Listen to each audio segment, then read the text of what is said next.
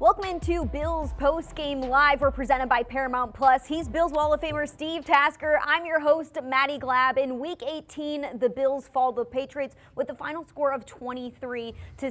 With the 2 seed locked up last week, Week 18 was all about resting the starters and making sure players got their incentives. Some players also stepped up in this game. Backup quarterback Mitchell Trubisky was efficient, 71% completion percentage. Rookie running back Ray Davis showcased his physicality again, 64 rushing yards on the ground, and wide receiver Curtis Samuel did a great job of catching the ball. 8 targets, 7 catches, a season high for the wide receiver. Steve, what did you make of this game? Well, obviously it was a different kind of game, even for Bills fans. You go into this game, you really weren't hanging on pins and needles thinking about who was going to win it. You wanted to see some guys play. I saw Javon Solomon today play extremely well. Ty Johnson played well when he got in. 2 rushes for 13 yards. But you're right, Ray Davis played well like we thought he would. The offensive line, nobody was playing that was a regular starter. You had Van Pran-Granger at center. You had Tylen Grable at left tackle. All those guys were in. Clapp was in there. So it was a chance to see how they were going to play, and also defensively as well. Defensively, there was some bright spots, but you just got to get a chance to get those guys out there, let some guys play. Ulafosho was all over the field today. Joe Andreessen was on the field today. The secondary with Rapp and Hamlin were in today. I thought the thing that struck me about this game, as different as it was, and the outcome not being as meaningful as it usually is, there's a lot of guys on this team that I wanted to see play, and I think that's what Sean McDermott had said during the week. Mitch Trubisky, 70% plus completion percentage. I got to raise my eyebrows and go, wow, okay. Mike White did not look that good when he got in there. Of course, the game was winding down when he did. But I was a little bit surprised at how effective Trubisky was at times. But there's really not much you can make of this game. They came out seemingly injury-free. They should be fresh going into the playoffs in a week. And now we can all sit and watch the rest of these games, see how Miami Dolphins and the Jets do, and see how the Broncos and the Chiefs do. It's a really interesting weekend of football, more so for the other games that are happening rather than the Bills game, which is unusual for Bills Mafia. The Patriots not in the playoff picture, so this game meant a lot for them, not in the way of being in the playoffs, but in the way of the #1 overall pick in the 2025 NFL Draft was on the line for them. All they had to do, lose this game. They win this game, so the #1 pick is not going to the Patriots. Yeah, their fans have got to be rolling their eyes over that. To win a game like this, in this manner, is just, what are we doing? You're supposed to play well in a loss, not play well in a victory. And certainly, Patriots fans, their defense played very well. Their secondary played well. Keon Coleman, rough day for him. 10 targets, only had 2 receptions. They kept trying to pump him the ball, but he was covered. And that's a little bit disappointing, I think, probably for Bills fans. Mitch Trubisky, 71.4%. You see there, 100 yards passing. Not a real big day offensively, but they did score a couple of touchdowns. James Cook, you heard about Sam Martin getting his incentives. There's some guys that had some things on, like Mac Hollins got a couple of catches in this game early. All of that stuff got taken care of very early in the game.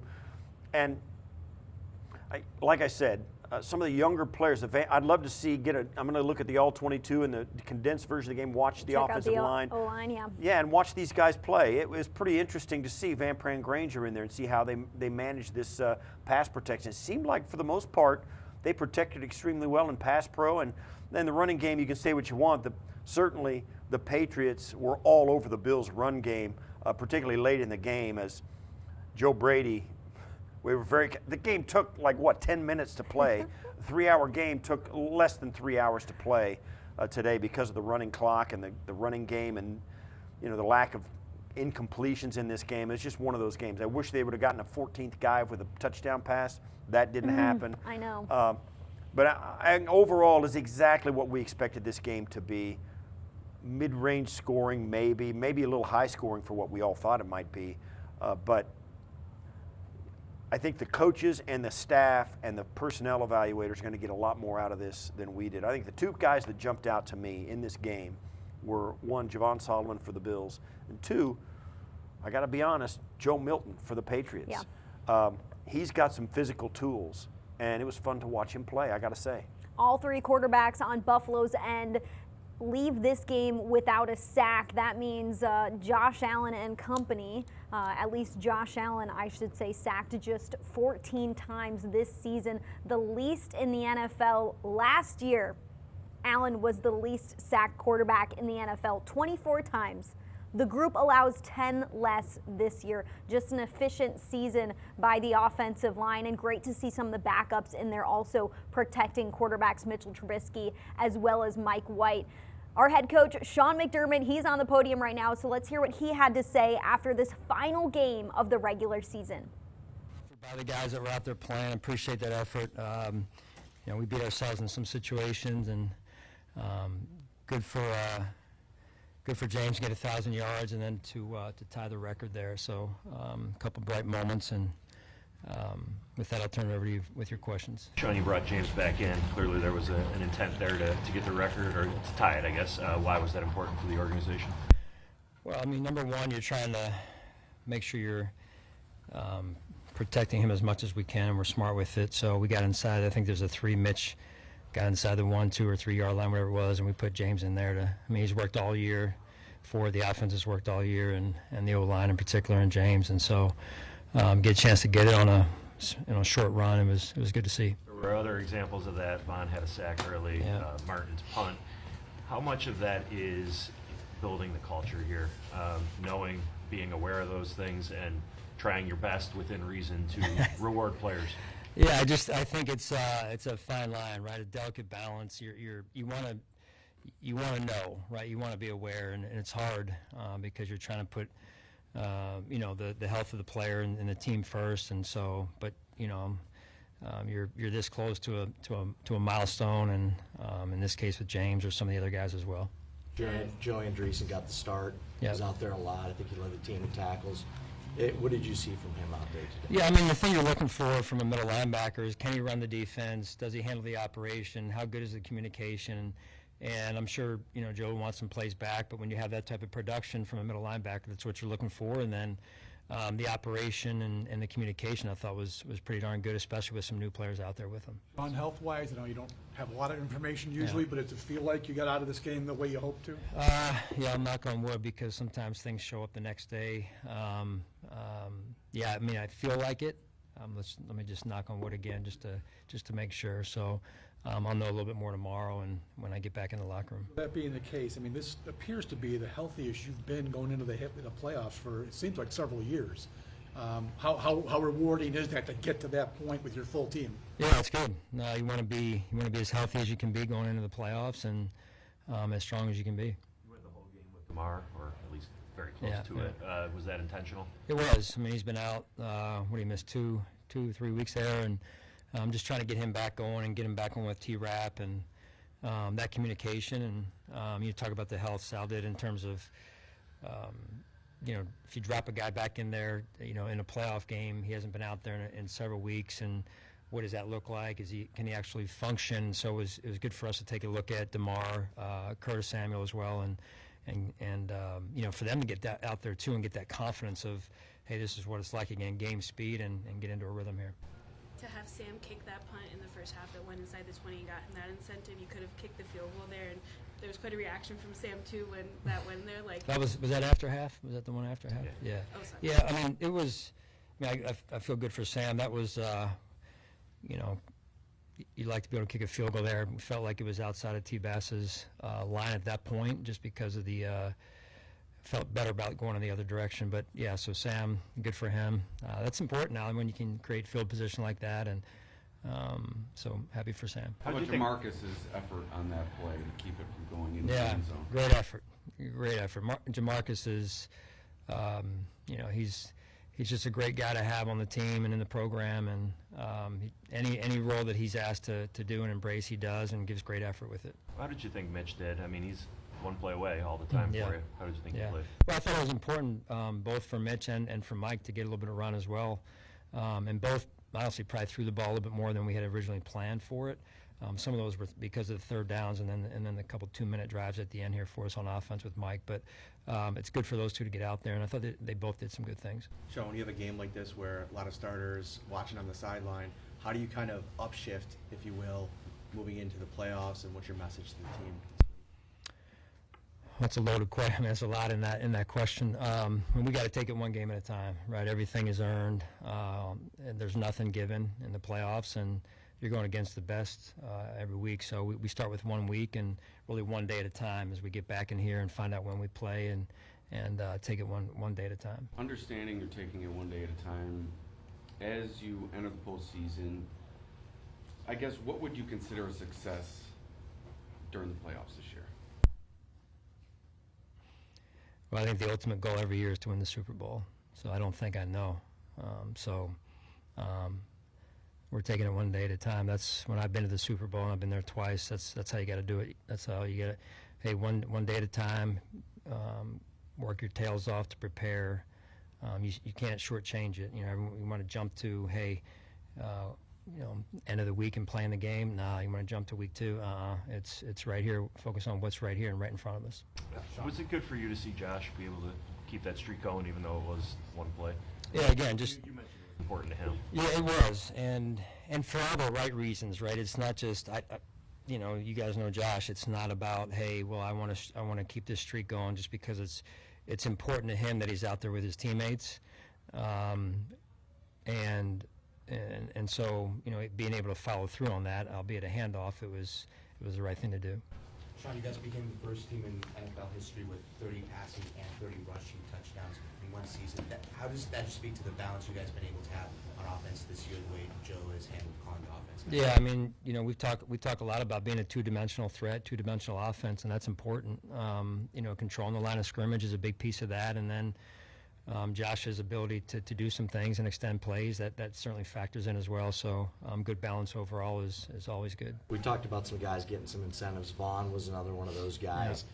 He was pretty quick off the snap there. Yeah. How happy, everything that he's gone through, how happy were you to kind of see him get that? Well, it was great, and in particular it was great because it was the first third down and the third play of the game, so it made it a lot easier on me, even though we left him out there just for a little bit more of a check and see. It was good to get him out there and then get him out and hopefully get him fresh for next week here.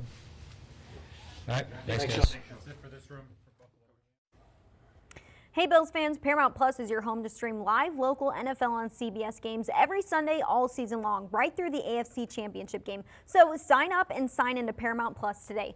We just heard from Bills head coach Sean McDermott. He said that, knock on wood, all players left this game healthy, which is exactly where you want to be ahead of the first round of the playoffs next weekend. He was also asked about the team having 30 passing touchdowns and 30 rushing touchdowns. They're the first team in NFL history to have that stat. And when you think about how this offense has operated throughout the season, Sean McDermott said we want to be a two-dimensional offense. I think this offense is a three-dimensional offense because you can beat defenses through the air with how Josh Allen throws the football. This offense does a great job with their yak ability, getting yards after catch.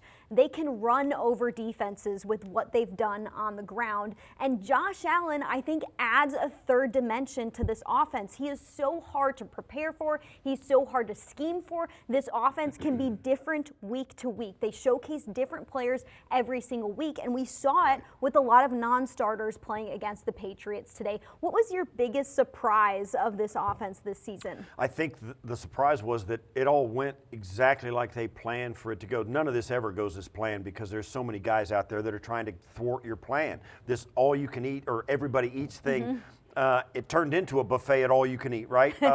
They had 13 guys catching touchdowns. Mac Hollins emerged as a real force in this offense. James Cook was great. Kincaid, when he was healthy, was great. Dawson Knox, it was seamless. He came in for Kincaid, and he took up right where he left off when he signed his contract extension. There's just so many guys on this offense that they have gone to and leaned on in certain games, and they have all been productive. The running game, I think, has been one thing that I thought probably would be tougher to come by, and they've been stellar at it. This team, I told Brownie my bold prediction before the season started was I think this team could lead the league in scoring. They're number 2. They're just a point behind the Detroit Lions. And they set a club record for the number of touchdowns they scored this year as an offense. That's something. So I think the fact that this club, their recipe is offense and a defense that gets them a turnover here and there or makes a play here and there, that's good enough. This offense, when they're clicking, you can't stop them. You got to score with them. They have a better defense than like this Cincinnati team that everybody's talking about maybe getting in. This team is way better than that team. They score better. They have a better defense, a more playmaking defense. Their running game is way better. They pass protect better. They're just this team, being as that it leans on its offense so much, still has more ways to beat people than other teams with just an offense and not very good defense. This team's a wagon heading into the playoffs. They're an absolute wagon. They have their recipe refined. They know what it's going to take for them to win games, and they have shown their ability to win games in different ways offensively multiple times. This is a team that you got to watch in these playoffs. There isn't a team out there, whether it's the Baltimore Ravens or the Chiefs or the Bengals or any of the other teams, the Houston Texans, the Pittsburgh Steelers, any of these teams, whoever gets the 7th seed, nobody wants any part of this team. They say they've had this narrative about it. Everybody's really kind of afraid of Cincinnati because they were at the Super Bowl 2 years ago. This Cincinnati team is not that team. Everybody's kind of afraid of it. Listen, the team nobody wants to see is this one. It's this one. The Chiefs look vulnerable. They've lost one game, and everybody's like, they don't look that good. This team is not that team. So the Baltimore Ravens and the Buffalo Bills and the Kansas City Chiefs, and if you throw another team in there if you want, it's a 3-horse race in this conference. And if the Bills get to the Super Bowl, they're going to have to beat the 7th seed, which it may be Joe Burrow or Bo Nix, whoever. They're going to have to beat Lamar Jackson and the Baltimore Ravens. They're going to have to beat the Kansas City Chiefs. You get to the Super Bowl after that, that's a big statement. That is a big statement about how good your team is. There are definitely a few things you want as a team, especially on offense, and Buffalo's team has, I think, just about every single one of them. You want to be able to score points, you want to take care of the football, and you want to play good in the red zone. They do all of that. They're the second best team in terms of points, averaging over 31 points per game. They're the second best in the red zone, scoring over 70% of the time when they get inside the red zone. They take care of the football. Just 8 turnovers this season, the least in the NFL. Josh Allen is the least sacked quarterback in the NFL. You add these things together with a defense who takes away the football at a rate almost higher than any other team in the NFL. They finish with 32 takeaways, tied for second best. And the best stat of all, their turnover margin is plus 24. That's the best in the league since 2012. You have to be a really good team. In the playoffs, obviously, you're going to run against teams that have it together, so to at least some extent. And you have to force those teams, even the good teams, to beat you left-handed. You have to take something away from them that they count on usually. The Bills do that with their offense. If usually you play a good defense in the postseason, they get a lot of sacks. You can't sack this guy.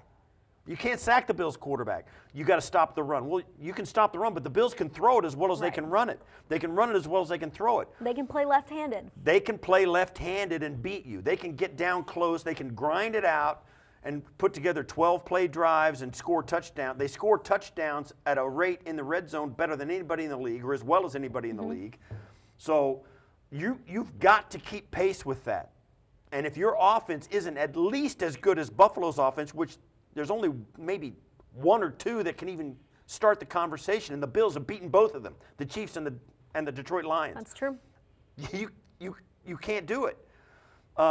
They're really tough to beat because if you force them to go left-handed, you find out, I'm left-handed. So they're going into the playoff. This is really going to be a nice playoff run for the Buffalo Bills. Don't know how it's going to end.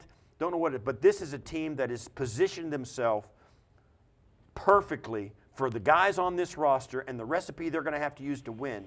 They are poised to cook that recipe in the playoffs and see how far it gets them. It's really exciting right now. And they're poised to beat a lot of different teams on defense.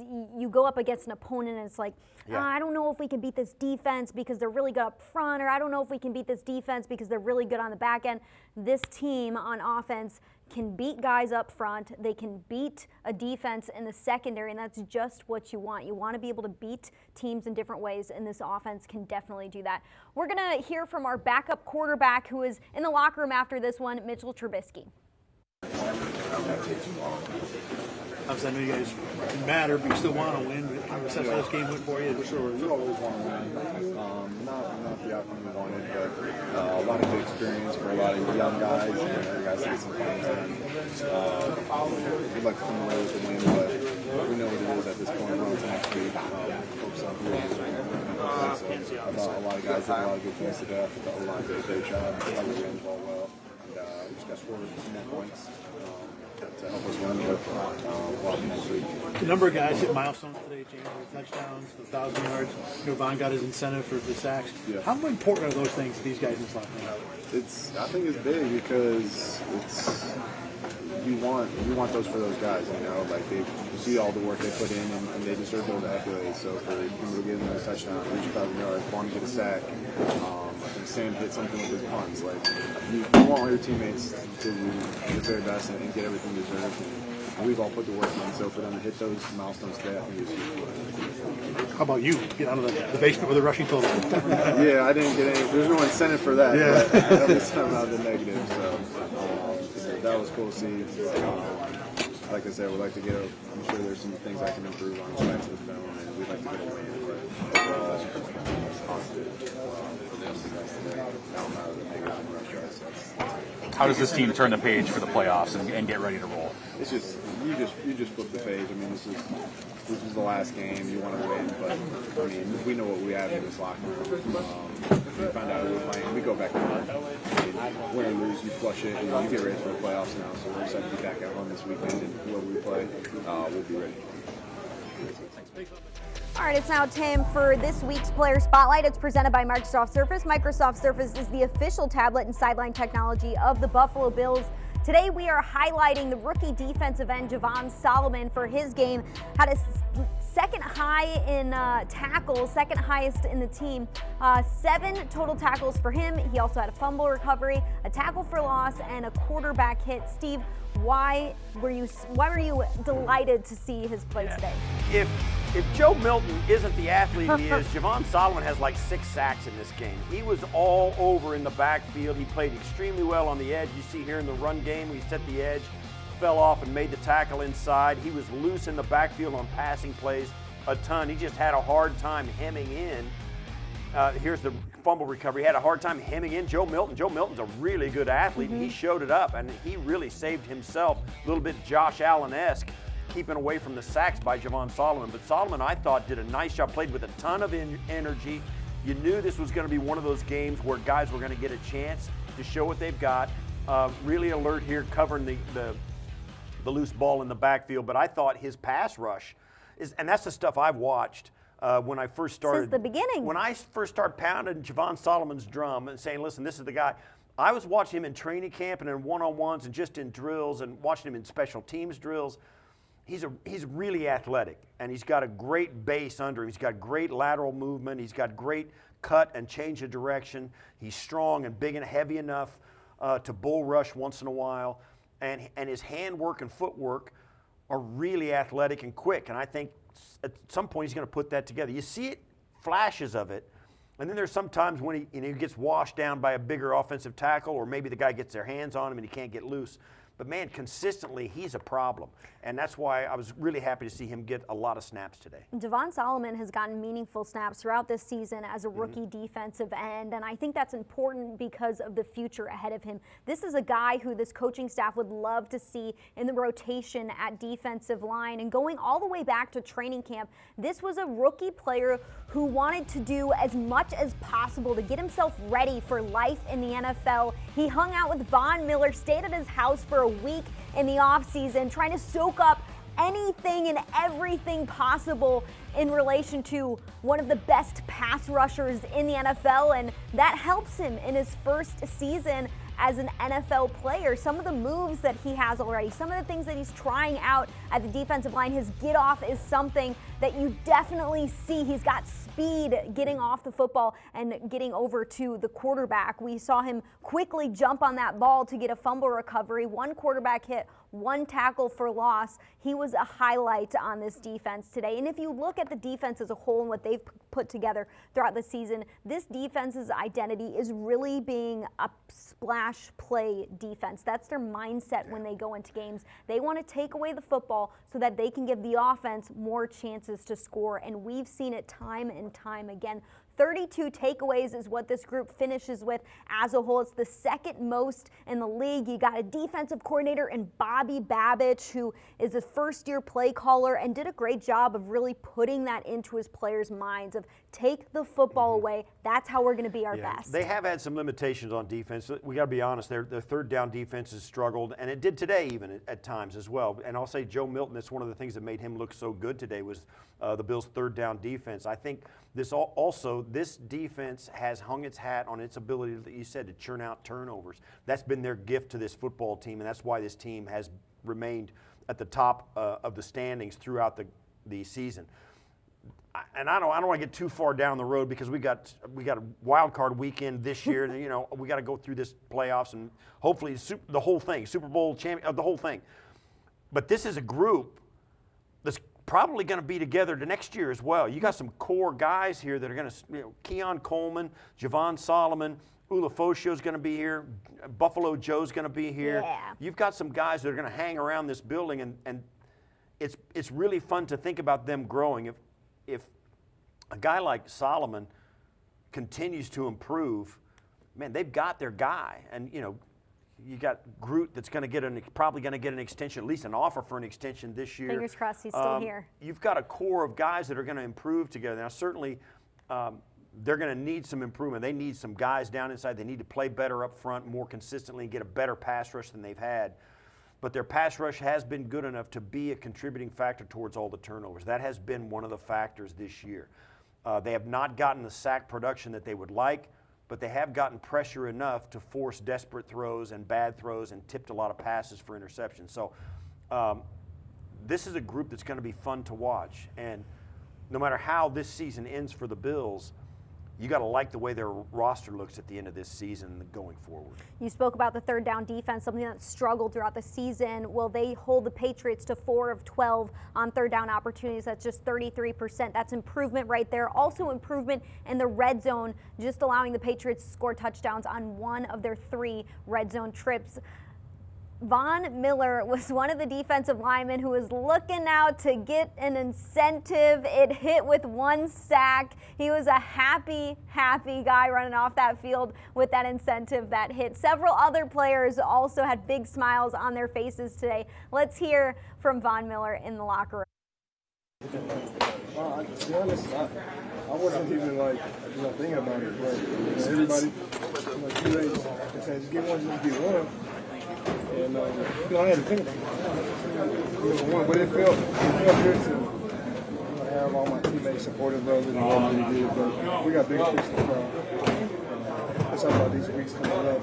It was a good sack, especially early on. It took me 3 plays to get there. So I'm very, very thankful for that. We got big fish. Yeah, I know Drake May is my guy, man. He's gonna be good, man. He's a good quarterback. That's my guy. So they got him out of there too. So it was just good to get out healthy and have everything happy next one. Have you thought about the prospect of playing your former team, the Broncos, next weekend? No, I haven't, man. One thing that I've realized in the playoffs, it's not who you play or when you play or what time. It's taking advantage of each and every moment that you have. It's 1 week season. Tomorrow when we're in the weight room, take advantage of that. Wednesday when we come in, meetings, take advantage of that. We're not doing more, not doing less. Really just staying in the moment. We got a great team. We got a great situation. Josh Allen, he's doing fire right now. We went to the playoffs. Let's just take advantage of our moment, not get too ahead of ourselves. Like I said before, don't do more, don't do less. Let's do what works for us. Go in and take it 1 play at a time and feel good about our chances. No matter who. What does it mean to you that the guys in the locker room were excited for you to get that sack and they give you a shot at it? It's dope, man. My guys love me, man. My guys love me, and they showed it today. Not just my teammates, but everybody in the front office, after the training staff. Really, the whole Bills organization. It felt good to have them support me and uplift me. Javon wasn't the best of a lot today. What'd you see? He was. We've been on the team with each other for a year now. I'm not surprised or satisfied. He's going to have a great future. He's a heck of a player. I wish he could have got another one, but he's a heck of a player. He made a lot of plays for us. Did you notice the things you mentioned about all eyes on what's in front of you? Did you notice the downshift at all this week? No doubt to get it back up the way you need it to be. No downshift. Our routine is our routine, and we've been using the same routine the whole entire season, and this is what's going to take us to the next level. We just want to come out on top, and that's all good. We got playoffs starting next week, and it's all about us. One day at a time.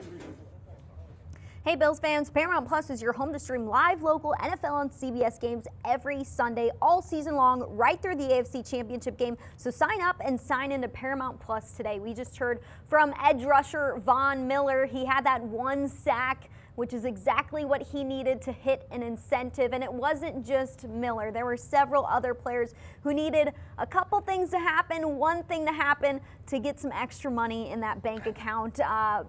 Mac Hollins needed 2 catches to get to 30 in order for him to get his incentive. And then Sam Martin had a 25th punt on the season, down within the 20, so that gave him an incentive. You also have James Cook, who gets up to 1,000 rushing yards for the 2nd straight year in a row, and you also have a rushing touchdowns from James Cook as well. He ties the franchise record, which was set by O.J. Simpson in 1975 for most rushing touchdowns in a single season with 16. Von Miller said before this game, when you have players in a game, in a scenario where week 18 is here and you can rest guys instead of play them, but you have a coaching staff that wants the guys to hit those stats, hit those incentives. Von Miller said it shows out in the way that guys show up on Sunday. You see players who want to play for their coaching staff and who want to try their hardest. Why is something like that? Well, on the outside, it may seem like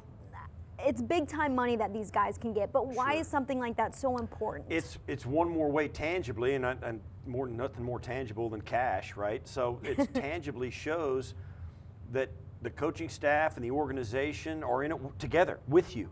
They are on your side. They're for you. You don't always get those vibes from organizations, from the ownership all the way down. You don't always get the shot that, well, the owner does care, you can't put this incentive in, he'd rather not pay it. Right. That's big for players because it always comes down to when you get down to the granules of it, down to the grit, the nitty gritties.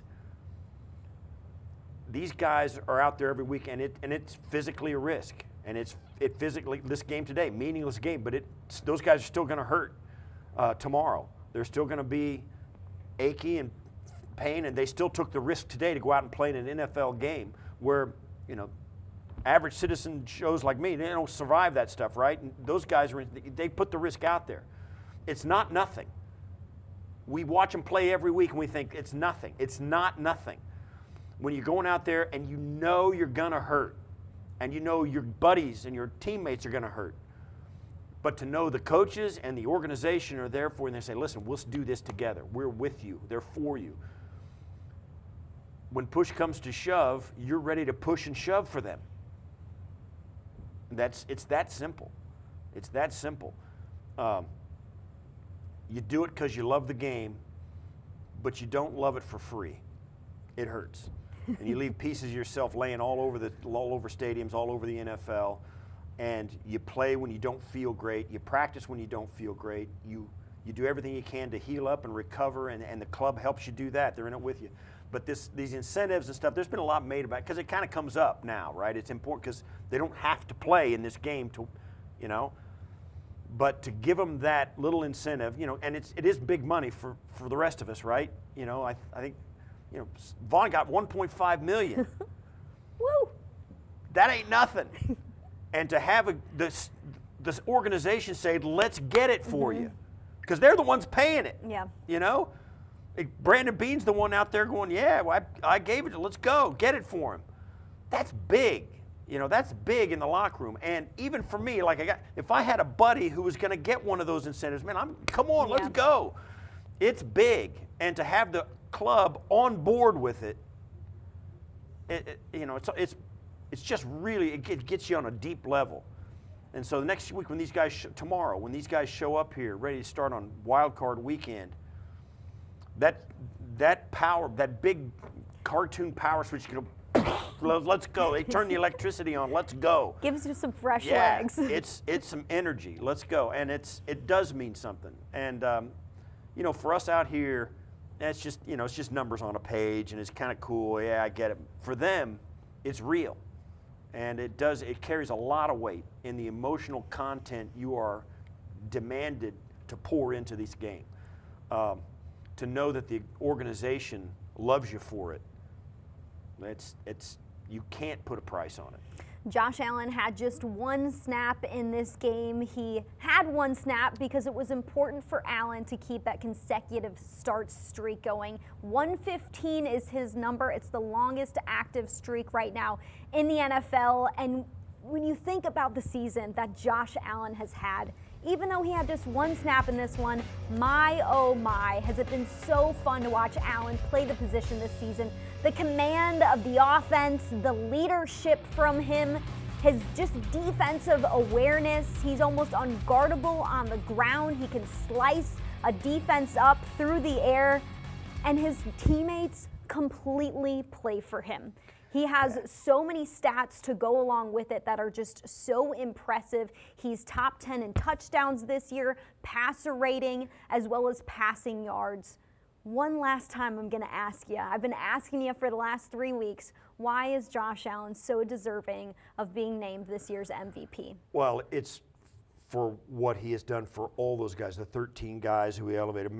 You got guys coming in. Mac Hollins was an afterthought on every free agent list around the NFL. He's got 5 touchdowns for the Buffalo Bills, and he's been a guy who's been elevated because he's gotten the opportunity.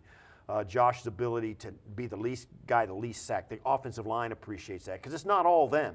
A lot of it is Josh. His ability to raise the level and just if you can get open, he will throw you the football. He's not looking towards an alpha wide receiver like some of the other quarterbacks in the league are forced to do. Mm-hmm. Not forced to do, but wanted to do. His ability to make play, and I'll say this too, before we hit this playoff rush, you look at the analytics and the advanced stats of guys, what analytics would tell you about which guy is clutch in pressure-packed situations. Josh Allen is elite in those moments. Elite. I know they haven't gone to and won the Super Bowl, but yeah, he's walking off the field time after time after time when his team has a chance to. He's given his team the lead with a chance to win it. It is a team game, no question about it. But his numbers in clutch time, in playoff games, and last year he didn't win the MVP because he had 18 interceptions. Of all the 9,000 stat lines that they carve up to quantify what quarterbacks do in the National Football League, they gave the MVP to somebody else because of one stat line. He led the league in total touchdowns and total yards last year.